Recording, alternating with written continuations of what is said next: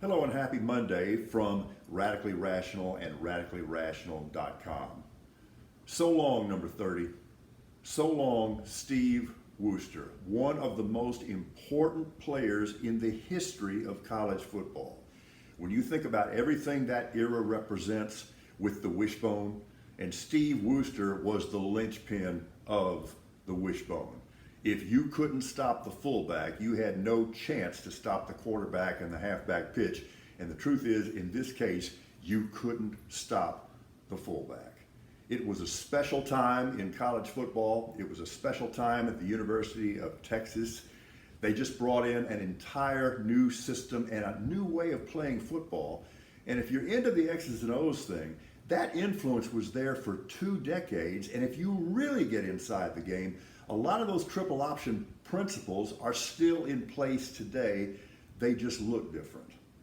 Here was the thing about Steve Worcester. Remember all those Sports Illustrated cover shots? And he just like he's raging bull, and it's almost like steam's coming out of his nose, and you see all these fallen defenders. And he truly was a larger than life figure. Here's the thing, the first time I stood next to Steve Worcester, I was shocked. He was not a big man at all. He was 6 feet tall. He weighed about 210. And in today's college football world, he would not be considered a big back at all, but he ran with so much authority. And one of the things I love about him is he maxed out his goals in football. He was a high school legend at Bridge City. He helped the Longhorns win 2 national championships.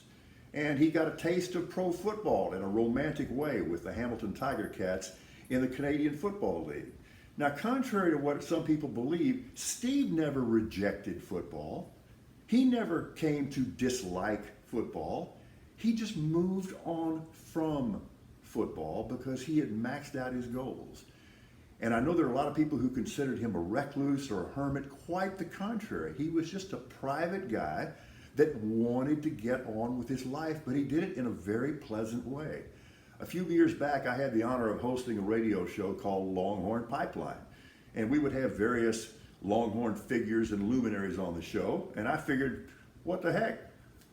Can't hurt to try, can't hurt to ask. So I asked Steve Worcester if he wanted to be on the show, and he immediately said, yes, I'd love to. And again, he kind of had this reputation in some quarters that maybe he'd soured on the game, and maybe he was a little bit bitter for one reason or another. And nothing could be further from the case.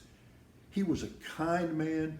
He was a gentleman. He was a gentleman. He was really funny. And I enjoyed our conversations to the max because he answered all the questions honestly, but really pleasantly.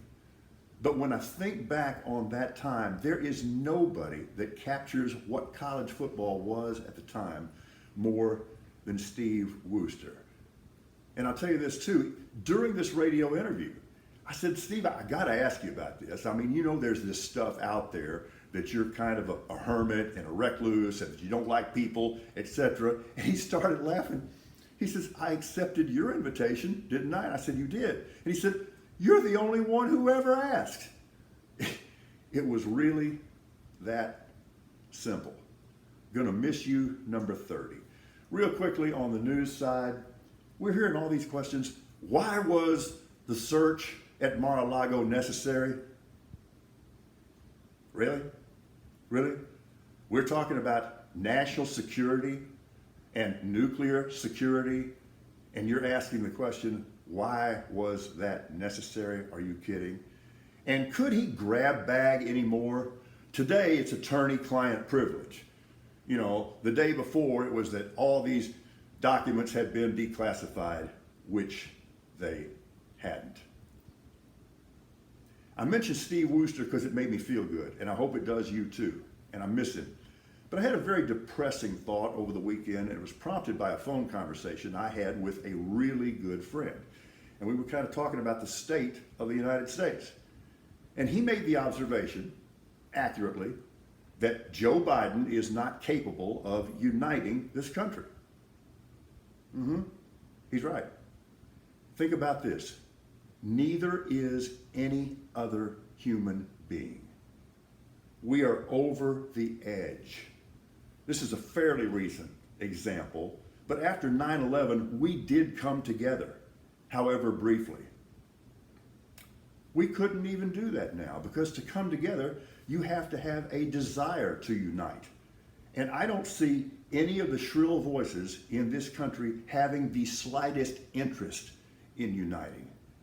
Fighting the other side, sticking it to the other guy, is all this is about. So if we're looking for some savior that's going to unite this country, that person does not exist. And you can't use historical examples because these really are unprecedented times.